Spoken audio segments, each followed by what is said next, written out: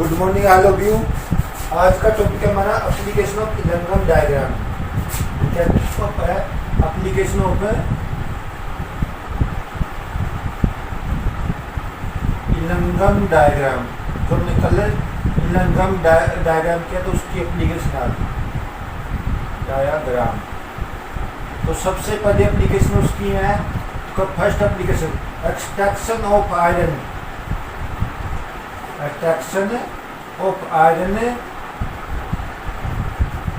From their ore, from their ore. उसके ore से हमने क्या करना है?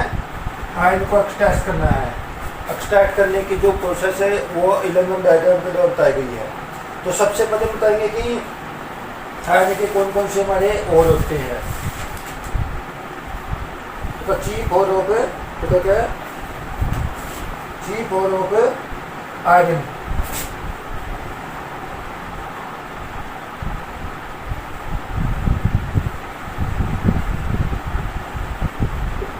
कौन कौन से हो गए? एक तो होगा हेमेटाइट। हेमेटाइट इसका फॉर्मूला क्या है? Fe2O3 का। एक है लिमोनाइट। लिमोनाइट इसका फार्मूला क्या होगा? Fe2O3.3H2O। ये लिमोनाइट का होगा। नेक्स्ट है इसमें मैग्नेटाइट। मैग्नेटाइट इसका फार्मूला क्या होगा? Fe3O4। Fe3O4 ये मैग्नेटाइट का। उसके बाद है सिडेराइट। SIDE सिडेराइट इसका फार्मूला क्या होगा? ये होगा इसका FeCO3। FeCO3। अब नेक्स्ट होगा इसमें iron pyrite. Iron pyrite. Pyrite इसका फार्मूला क्या होगा? ये उसका होगा FeS2। FeS2 मतलब कौन कौन से हमारे? हेमेटाइट इसका फार्मूला Fe2O3 हो गया। लिमोनाइट का Fe2O3 जो का 3H2 हो गया। मैग्नेटाइट का Fe3O4 हो गया। सिडेराइट का FeCO3 हो गया। और आयरन पायराइट का FeS2 हो गया। तो ये इसके क्या है? और जो अलग अलग उसमें पाए जाते हैं।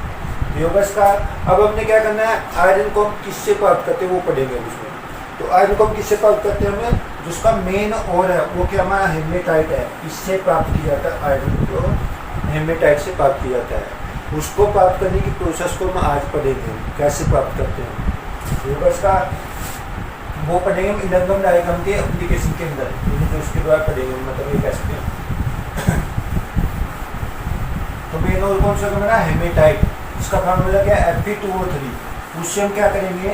इसको प्राप्त करने की प्रोसेस को पढ़ेंगे। तो जैसे हमने पीछे कुछ प्रोसेस पढ़ी थी पीजी और जो क्या क्या है। सबसे पहले तो हमारा क्या है? हेमेटाइट इसका फार्मूला है Fe2O3 से हम इसको क्या करेंगे? हमें वो आयरन को प्राप्त करना। आयरन को प्राप्त करेंगे। तो कुछ जैसे हमारे क्या सिडेराइट है या फिर हमारे क्या जो का आयरन पायराइट है उनके द्वारा भी हम इसको कन्वर्ट कर सकते हैं। यानी कन्वर्ट करके प्राप्त कर सकते हैं। सबसे पहले प्रोसेस होगी इसमें। तो सबसे पहले प्रोसेस क्या होगी इसमें?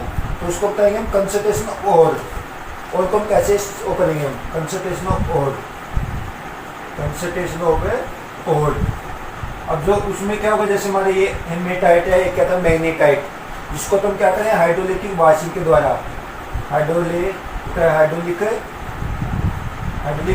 वॉशिंग किया था या ग्रेविटी के नाम से क्या था? Gravity separation.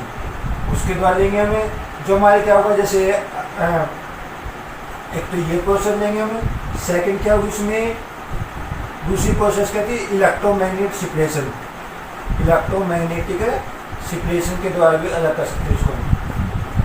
ये सेकंड होगी। थर्ड होगी जो आयरन पायराइट के लिए, उसके लिए क्या होगी? Float flotation process. Float flotation process के द्वारा उसको हम क्या करें? कंसंट्रेट करेंगे उनको। 3 मेथड होगी इसमें। जो आयरन कोर को हम क्या करें? प्यूरीफाई या जो उसको शुद्ध करने के लिए हम किसका यूज करेंगे हमें? तो इन 3 प्रोसेस करें। हाइड्रोलिक वॉशिंग है, इलेक्ट्रोमैग्नेटिक सिपरेशन है और तीसरा क्या था इसमें? उसका फ्लोट फ्लोटेशन मेथड। उनमें हमने क्या किया था? इसमें तो बैक्टीरिया पानी में हमने फ्लो ऑफ वाटर में उसके पार्टिकल को और को डाल देंगे हमें। जो और तो हमारे नीचे बैठ जाएंगे। इम्प्योरिटी वो जो जैसे सैंड है, कले है, वो क्या हो जाएगी? उसके हाथ आगे फ्लो कर लेगी। तो वो तो था आइडियलिटी वाशिंग, तो आइडियलिटी ग्रेविटी के नाम से क्या सकते हैं उसको हमें। दूसरा इलेक्ट्रोमैग्नेटिक सिपरेशन, इसमें क्या तो दो रोलर थे, दो रोलर को एक तो इलेक्ट्रोमैग्नेटिक सिपरेशन का था, एक इलेक्ट्रोमैग्नेट का था, दूसरा क्या था विदाउट इलेक्ट्रोमैग्नेट था। जब हम उसके ऊपर से डालेंगे तो वो जो का इनपुटी और नॉन इनपुटी मतलब मैग्नेट और नॉन मैग्नेट को दो भागों में बैठा था, वो था। थर्ड पोलराइजेशन प्रोसेस में क्या किया था कि हमने जो का एक टैंक लिया था, टैंक के अंदर हमने ओर को डाला, ओर को डालने के बाद हमने क्या कहते हैं उसमें पाइनोल और जो का एक्स जो का ये था एनिलीन डाल दिया। तो उसके बाद हमने जो का एयर पास करके रोटेट करेंगे, जाग बनेंगे, जाग बनने के कारण हमारे ओर तो ऊपर आ जाएगा और जो इनपुट हमारी होगी वो नीचे भेजेगी। तो जाते रूप में जो हमारे ओर आएंगे उसको क्या करेंगे बाहर निकाल के उसको क्या करेंगे हम फिर सुखा लेंगे, सुखा के हम उसको हमारा वो ओर हमारे क्या कंसनट्रेट हो जाएगा। इन तीन प्रोसेस के द्वारा हम उसको कंसनट्रेट करेंगे, ये था इसका। उसके बाद जो अगली प्रोसेस है कंसनट्रेट के बाद क्या थे हमने, अब जैसे हमारे क्या था calcination and roasting, calcination and roasting,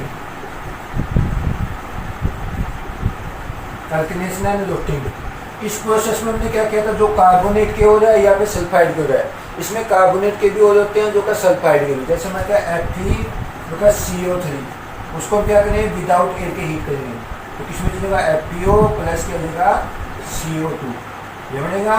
यदि हमारे का आयरन सल्फाइड है, जैसे ये था आयरन जो का क्या था इसका नाम था आयरन पायरेट, उसको हमने क्या किया O2 के एयर के साथ हीट किया, तो उसके बाद क्या होगा Fe और जो का O प्लस SO2, तो उसके द्वारा हम कैल्किनेट और जो क्या करेंगे रोस्टिंग करेंगे योगा इसका।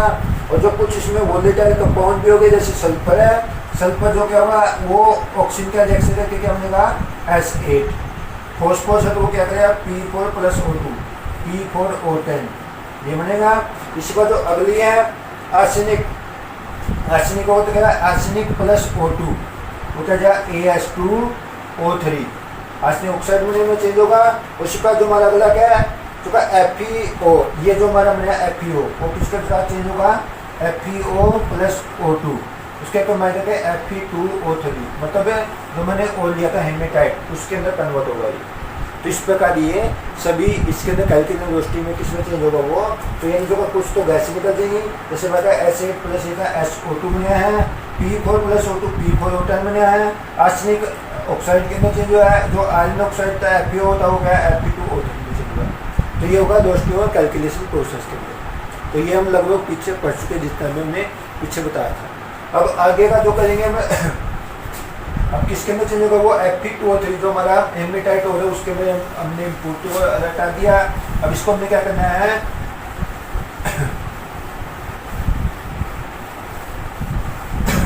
तो प्योर करना इसको, यानी हमने उसको आयरन को प्राप्त करना है इसमें से एक्सट्रैक्शन ऑफ आयरन। उसके लिए हम क्या करेंगे तो कहेंगे स्मेल्टिंग, उसके लिए मैंने बोला था स्मेल्टिंग प्रोसेस यूज करेंगे।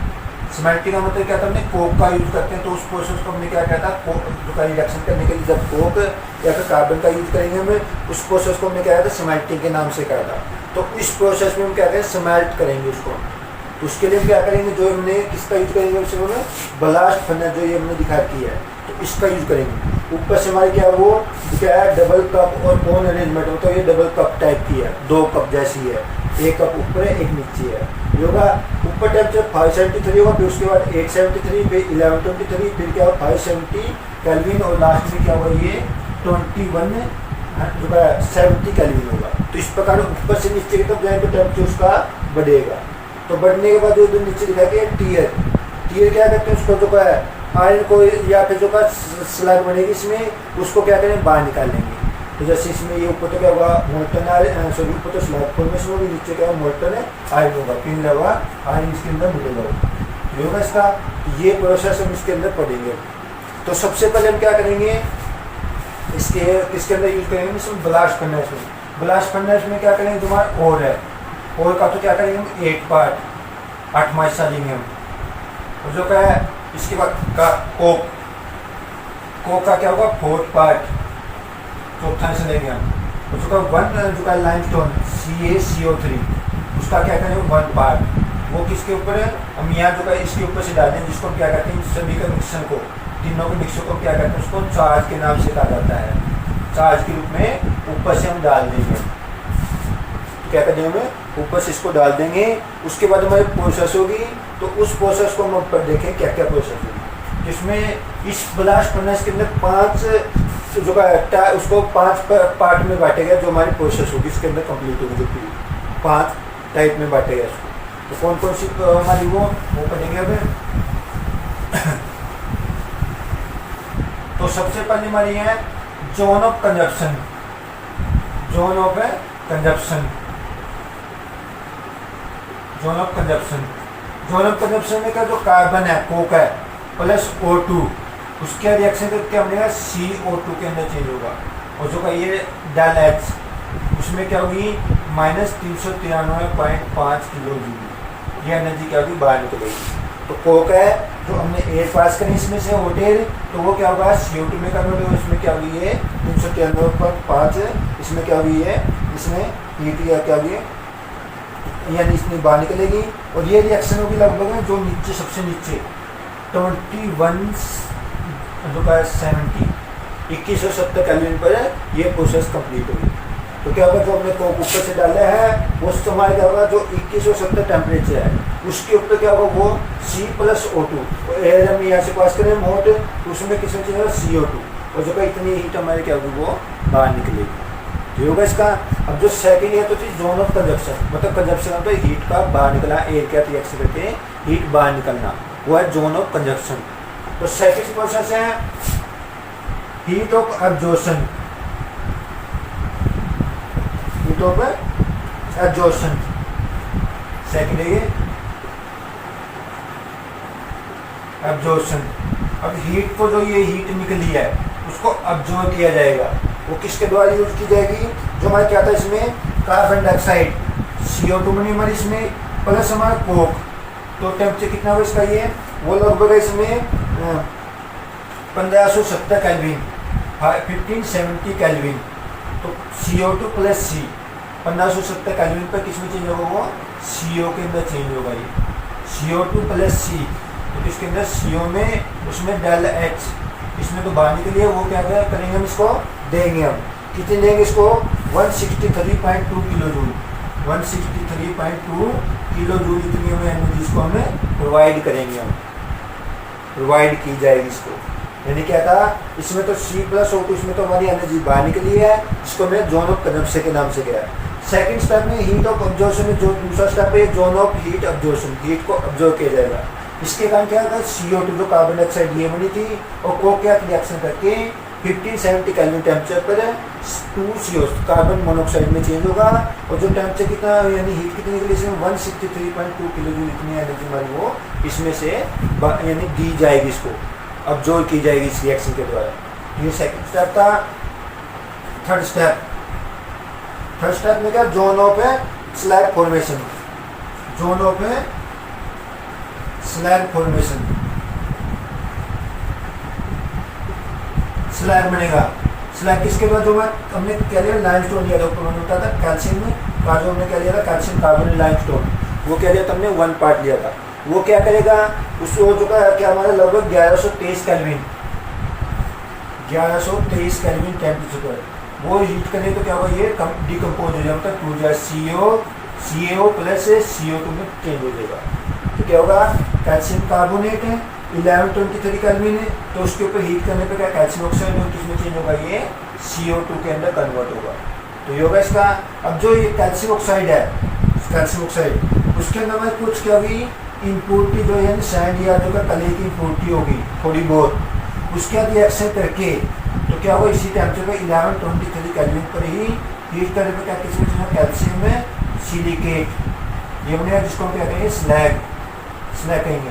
जो दिखाई करने डायग्राम में ये यहाँ पे से वो बाहर निकलेगी वो स्लैग, जो आयरन से हल्की होगी, आयरन से हल्की होने का ऊपर होगी वो, तो ऊपर होने का वो अलग उससे की जाएगी। तो मैं दोबारा जो हमने क्या क्या स्लैग फॉर्मेशन में क्या होगा, जो सबसे पहले कैल्शियम कार्बोनेट क्या होगा 1123 केल्विन पर हीट करने पर कैल्शियम ऑक्साइड और किसमें चेंज होगा, वो CO2 के अंदर चेंज होगा।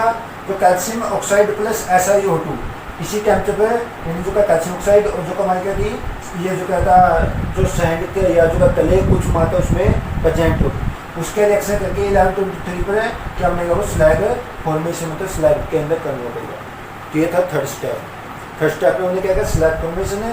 पहले तो कैल्शियम कार्बोनेट डिकम्पोज हुआ, मतलब लाइमस्टोन डिकम्पोज हुआ, फिर उसके बाद से जो का ये स्लैग उसके आते हैं SiO2 का रिएक्शन करके क्या बनाया उसने स्लैग बनाया, इसको स्लैग फॉर्मेशन के नाम से पहले। ये इसका नेक्स्ट पार्ट है इसका, ये जो सबसे ज़्यादा इंपॉर्टेंट है जिसमें हमारा आयरन बनेगा।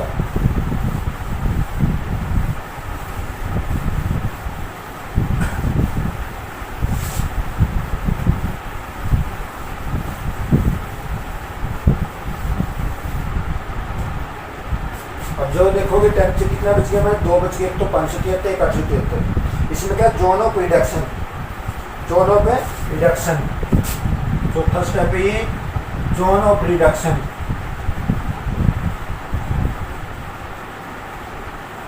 जोन ऑफ रिडक्शन, रिडक्शन में क्या वो जो हमारा कहता है Fe2O3 प्लस हमने जो कल सेकंड स्टेप में क्या बनाता है हीट ऑफ जो कहते क्या बनाया कैल्शियम में, जो कि इसमें बनाता है सॉरी कार्बन मोनोऑक्साइड में कन्वर्ट हुआ था, वो क्या करेगा इसके रिएक्शन करेगा 573 केल्विन पर, 573 केल्विन पर। इसमें चेंज होगा ये Fe3O4 के अंदर कन्वर्ट होगा, FeO प्लस CO उसके क्या Fe3O4 प्लस CO2 के अंदर कन्वर्ट होगा। क्या होगा ये Fe2O3, तो किसमें चेंज होगा ये CO 573 से 673, मतलब इस टेम्परेचर को 573 से 673 बताया है इसमें, तो 573 से 673 केल्विन पर है। तो क्या हुआ ये, तो इसके तो काम क्या है 3 मॉलिक्यूल है, तो इसका 2 आ जाएगा ये, तो क्या जाएगा तो CO2 में कन्वर्ट हो जाएगा, उसके साथ में क्या जाएगा Fe2O3 होगा इसका। अब FeO2O3 ये Fe3O4 ये दोबारा फिर ये CO के साथ ही कार्बन मोनोऑक्साइड के साथ उसके रिएक्शन करके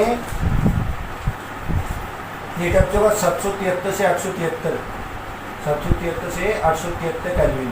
तो किसमें चेंज होगा FeO प्लस CO2, तो ले लेंगे इसका, तो होगा इसका,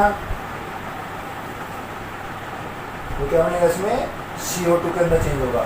अब यदि कुछ मात्रा इसकी हमारी हेमरेटाइट की बची हुई है Fe2O3 प्लस CO, इस टेम्परेचर 773 से 873 केल्विन, तो इसमें FeO प्लस CO2 के अंदर चेंज होगा। ये इसको बैलेंस करें तो क्या जाए इसका ये, इसका आगे 2 आ जाएगा, ये 2 FeO और ये CO2 में चेंज होगा। तो पहले में तो हमारा जो क्या कहता है हेमरेटाइट CO का 573 873 Fe3O4 प्लस CO2। अब जो का FeO3O4 जो ये मैंने हमारा वो जो CO के साथ 773 873 है, तो किसमें चेंज होगा FeO में, और जो क्या जाएगा CO2 में कन्वर्ट हो जाएगा। इसी बार जो कुछ मात्रा इसकी प्रेजेंट अभी Fe2O3 CO का रिएक्शन करके 773 से 873 FeO प्लस CO2, मतलब दोनों FeO में चेंज होगा इसका। अब जो इसका लास्ट स्टेप इसमें क्या होगा जो हमारा FeO बन गया है, ये क्या होगा जो इसका रिडक्शन होगा किसके द्वारा, कार्बन मोनोऑक्साइड के द्वारा ही CO जो है 1173 kelvin temperature, FeO plus CO 1173 kelvin किसमें चेंज होगा, आयरन ये सॉलिड या फिर लिक्विड में होगा, और साथ में CO2 होगा। अब जो क्या कह दिया जो मैं FeO बन गया था उसके जो CO का रिएक्शन करके 1173 केल्विन पर Fe सॉलिड लिक्विड और जो क्या होगा CO होगा इसका। अब यदि हमारा टेम्परेचर इससे ज़्यादा हो गया उस पर क्या होगा, यदि हमारा कुछ मात्रा किसकी बच गई Fe2O3 तो होगा प्लस C, इसमें टोक लिया जाएगा, तो अब 1173 जो था 1123 या 73 ले लिया गया इसमें 1173 केल्विन, 1123 तक 23 यहाँ पे 23 होगा। इसको जो का हीट करके इसमें जो होगा अबव 1123 केल्विन से Fe जो का ये भी सॉलिड और लिक्विड होगा, साथ में क्या जाएगा CO के अंदर चेंज होगा, Fe प्लस CO होगा। तो ये प्रोसेस इसको हम कहते हैं जो हमारे ये क्या आयरन मोल्टन स्टेट में है, तो ये दिखाएगा इसमें, इसको हम नीचे से प्राप्त कर लेंगे। आयरन तो हमारा हैवी होगा, हैवी होने का नीचे बैठेगा, और जो स्लैग हमारी क्या होगी लाइट होने का उपयोग हुआ तो उसको अलग किया जाएगा, इसको अलग किया जाएगा। तो ये हमारे कंसर्न जोन ऑफ रिडक्शन। इसमें क्या है आयरन का अलग अलग ऑक्साइड थे, वो रिडक्शन होके किसके अंदर कन्वर्ट होना है, वो आयरन के अंदर कन्वर्ट हुए। तो कैसे मैं कोई दोबारा रिपीट कर देता हूँ मैं। तो सबसे पहले Fe2O3 CO के साथ रिएक्शन के Fe3O4 CO2, ये टेम्परेचर कितना 523 से 673 कैलोरी होगा। अब जो सेकंड में F3O4 प्लस CO 773 से 873 का FeO प्लस क्या होगा CO2 के अंदर होगा। अगला जो है Fe2O3 plus CO 773 calorie FeO plus क्या होगा CO2 में करने लगेगा। अगला क्या हो गया FeO, जो हमारा FeO मिल गया था ये, वो जो CO का रिएक्शन करके 1123 कैलोरी Fe ये सॉलिड और लिक्विड दोनों स्टेट में हो सकता है, जो का CO2 में करने लगेगा। इसके जो हमारा Fe2O3 है वो क्या रिएक्शन है, वो 1123 कैलोरी पर है, तो इससे ज़्यादा पर है वो किसमें Fe प्लस है CO के अंदर कन्वर्ट होगा। तो फिर जोन पे रिएक्शन होगा इसका। अब इसमें कुछ क्योंकि हमारी तो एक स्टेप रहेगा इसका पांचवा, जो 5 पार्ट में होता है कि ये रिएक्शन होती है।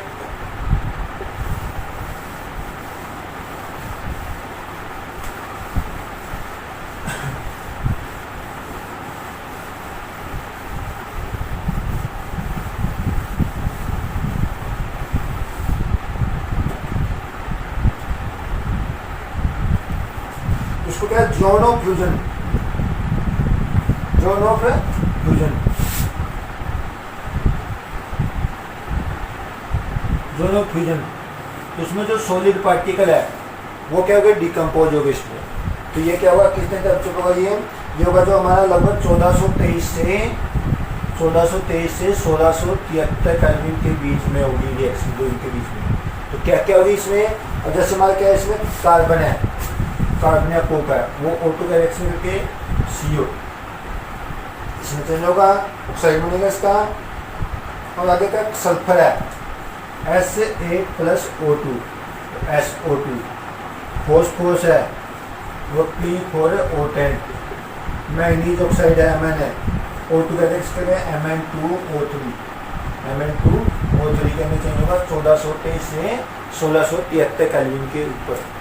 ठीक है इसका। तो इसमें जो का क्या बनेगा माने, तो इसमें जो का sulphur phosphorus silicon they have form by reduction of impurity, मतलब जो उनके रिडक्शन के कारण बनेगी, जो हमने शुरू में लिया था उनके कारण ये हमारे बनेगी ऑक्साइड के अंदर, मतलब ऑक्सीजन का रिएक्शन करके ये बनेगा जोन ऑफ फ्यूजन के अंदर। ठीक है इसका। तो स्लैब हमारी कहाँ से निकाली हमने, यहाँ से निकाल ली, और हम मोल्टो स्टेट में उसको हम नीचे से निकाल देंगे। तो ये था हमारा एक्सट्रैक्शन ऑफ जो क्या था आयरन फ्रॉम इलंगम डायग्राम। इलंगम डायग्राम के द्वारा हमने बताया कि किस प्रकार उसको यूज करके हमने आयरन को प्राप्त किया है। तो कोक का यूज किया, कोक ने अलग अलग रिएक्शन करी है, तो जो उसके कारण पहले कार्बन डाइऑक्साइड है, फिर कार्बन मोनोऑक्साइड है, फिर कार्बन मोनोऑक्साइड के द्वारा जो क्या था उसमें रिडक्शन हुआ उसका अलग अलग से, जो का अलग अलग टेम्परेचर पर। उसके बाद जो का कुछ हमारी गैसें बजाते हैं वो एक रिएक्शन करके इस प्रकार वो क्या होगी फ्यूज हो जाए, मतलब उसमें से जो ये दिखाएगा वेस्ट गैस यहाँ से बाहर निकल जाएगी। क्लियर। ये था एप्लीकेशन ऑफ इलंगम डायग्राम, ये था इसका। इसके बाद थोड़ा सा इसमें आगे बढ़ेंगे अपने, इसी के ऊपर है ये आयरन का। अब आयरन हमारे मोल्टो स्टेट में है, उसको हम उस स्टेट में तो यूज कर नहीं सकते हैं, उसके लिए हम क्या करते हैं अलग अलग उसके पार्ट में बांटेगा उसको, वो पार्ट करेंगे।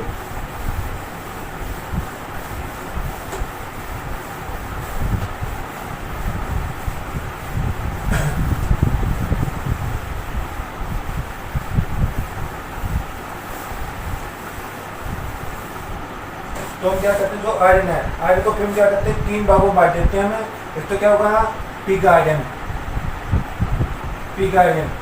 तो पिग आयरन में क्या होगा कि जो हमारा जो हमने आयरन इसमें ब्लास्ट फर्नेस से प्राप्त किया वो क्या मोल्टो स्टेट में है, वो क्या होगा यानी बिल्कुल ही लिक्विड स्टेट में होगा। उसकी इनपुट की यानी जो का सॉरी उसकी जो का स्ट्रेंथ को बढ़ाने के लिए हम क्या करते हैं इसमें कार्बन या फिर कोई सब्सटेंस डाल देते हैं, जिसके कारण उसकी मजबूती क्या होती है स्ट्रेंथ बढ़ जाती है। जैसे हम क्या करते हैं एलॉय बनाते हैं, एलॉय में क्या करते हैं जो दूसरा मेटल या नॉन मेटल डाल देते हैं, जिसके कारण उसकी स्ट्रेंथ और जो का मल्टी पॉइंट जो का कुछ प्रॉपर्टी में चेंज आता है, वो है इसमें। तो पिग आयरन में क्या होगा, तो कार्बन की मात्रा कितनी होती है इसमें, पिग आयरन में क्या होगा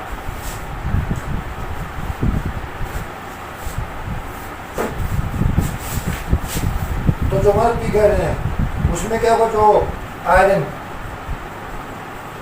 क्या तुम क्या करेंगे 4% कार्बन मिलाएंगे हम, 4% कार्बन मिलाएंगे हम, तो कुछ साथ में इम्प्योरिटी होगी and some impurity like sulphur, phosphorus, silicon, manganese, इनकी कुछ इम्प्योरिटी होगी। मतलब मेन तो क्या हुआ, आयरन के आटम क्या है, जो हमारा मोल्टेन स्टेट में है उसके आटम 4% कार्बन आ कुछ इम्प्योरिटी सल्फर, फॉस्फोरस, सिलिकॉन की ना दे, जिसको हम क्या कहेंगे, हमें पिग आयरन के नाम से कहेंगे इसको, पिग आयरन, पिग आयरन के नाम से कहा जाता है इसको। सेकंड है इसमें तो पिग आयरन था। अब सेकंड है कास्ट आयरन, कास्ट आयरन जिसका हम अलग अलग यूज करते हैं, मैंने बोला था कि कास्ट आयरन। अब इसमें कितनी मात्रा है इसकी कार्बन की, 4% है, उसको हम क्या करते हैं, कम कर देते हैं। वो कितने करते हैं, 2 से 3% कर देते हैं आयरन, और इसके 2 से 3% कार्बन। और जो इसके आटम क्या करें, कुछ इम्प्योरिटी निकलेगी प्लस सम इम्प्योरिटी ऑफ क्या सल्फर, फॉस्फोरस, सिलिकॉन और मैग्नीज, इनकी जो इम्प्योरिटी होगी उसको हम क्या कहेंगे, उसको कहें कास्ट आयरन, कास्ट आयरन। तो कई बार क्वेश्चन आ जाता है difference between pig iron and cast iron. तो पिग आयरन, कास्ट आयरन, तो पिग आयरन क्या हुआ कि जो आयरन के साथ हमने क्या कर दिया, 4% हमने कार्बन मिला दिया और कुछ इम्प्योरिटी इसकी डाल दी, तो उसको तो हम क्या है, पिग आयरन। और कास्ट आयरन किसे कहेंगे हमें, जब हमने क्या आयरन क्या किया, 2 से 3% हमने क्या कर दिया, कास्ट आयरन ले लिया, 2 से 3% कार्बन है और उनकी कुछ इम्प्योरिटी सल्फर, फॉस्फोरस, सिलिकॉन कुछ इम्प्योरिटी हमने इनकी ऐड कर दी, उसको हम क्या कहेंगे, कास्ट आयरन के नाम से कहेंगे। योगा इसका एक जो थर्ड है, जो आयरन का सबसे क्या है, प्योरेस्ट फॉर्म होती है, ये दोनों में कार्बन की मात्रा ज़्यादा होती है, जो तीसरा हमारा उसमें कार्बन की मात्रा इनसे कम होती है, इसको कहते हैं road iron, road iron, road iron. Road iron में क्या होगा, तो कार्बन की मात्रा कितनी भी हो, तो आयरन प्लस तो जो सॉरी कार्बन, कार्बन की तो 0.2 से 0.5% कार्बन की मात्रा होगी, होगा इसका। उसके का अपेक्षा जो ये क्या होगा, उन दोनों की अपेक्षा क्या है, प्योरेस्ट फॉर्म होगी, क्योंकि कार्बन की मात्रा इसमें क्या है, कम मात्रा में है। पहले में तो हमें 4% है, दूसरे में क्या था, 2 से 3% होगा, इसमें 0.5 से 0.5 जो का 0.2 से 0.5% कार्बन है हमने, उसके कारण इसको हम क्या कहेंगे, रोट आयरन के नाम से कहते हैं, जो उनकी अपेक्षा क्या होगा, ज़्यादा प्योरेस्ट फॉर्म होगी इसके जो का आयरन होगा इसका। इसके साथ साथ हम क्या करते हैं, स्टील, स्टील भी बनाते हैं। स्टील में क्या होता है, स्टील जिसमें क्या होगा, कार्बन के साथ क्या होगा, कार्बन की मात्रा क्या होगी, जैसे आयरन है प्लस क्या होगा, कार्बन की मात्रा 0.15 to 1.5% और जो का कार्बन, इतना जो का स्टील के अंदर होता है मात्रा। तो रोट आयरन तो 0.2 से 0.5 कार्बन है, स्टील में क्या आयरन प्लस 0.15 से जो का 1.5% कार्बन की मात्रा वो स्टील के अंदर बनाकर हम क्या करते हैं, उसका यूज करते हैं। तो इसमें जो रोट आयरन है उनका ही ज़्यादातर यूज किया जाता है। रोट आयरन में जैसे एंकर बनाने के लिए, उसके साथ क्या कहता है, रोट आयरन का यूज क्या करते हैं, एंकर बनाने के लिए, जो का मैग्नेट डायमंड बनाने के लिए, और जो का नेल चेन बोल्ट बनाने के लिए इसका यूज किया था, जो रोट आयरन का। बट जो का स्टील का हम कहाँ यूज करते हैं, स्टील का जैसे हमारे क्या है, ये जो क्या था इसमें स्टील का हम जो का अलग अलग जैसे बर्तन आदि बनाने में यूज करते हैं, या फिर जो अलग अलग प्रकार के यानी जो बर्तन में ज़्यादा यूज किया था स्टील का ये, तो होगा इसका। अब जो क्या है, इसको स्टील को हम जो हमारा जो क्या है, इसमें तो कहते हैं हमारी स्टील की प्योर ये जब आयरन लिया, कई बार क्या करते हैं, कास्ट आयरन लेते हैं। कास्ट आयरन में क्या करते हैं, कार्बन की मात्रा को हम क्या करते हैं, रिड्यूस कर देते हैं। इसमें कितनी बोली थी मैंने, 2 से 3% है, उसकी मात्रा को हम क्या करते हैं, रिड्यूस करके उसके द्वारा हम क्या करते हैं, स्टील को बनाते हैं। उस प्रोसेस को कहते हैं, तो किसके द्वारा बनाया जाता है उसको, स्टील को बेसमेंट प्रोसेस के द्वारा बनाया जाता है, ये BESS बेसमेंट प्रोसेस के द्वारा इसको बनाया जाता है। इसमें क्या करते हैं, कार्बन की जो कार्बन है उसकी मात्रा को हम रिड्यूस करके उसको क्या करते हैं, स्टील के अंदर कन्वर्ट करते हैं। इसका ये था हमारा जो का application of electron diagram for extraction of iron. तो कल पढ़ेंगे, जो हमारे कुछ रह गए उनके बारे में कल पढ़ेंगे। Thank you.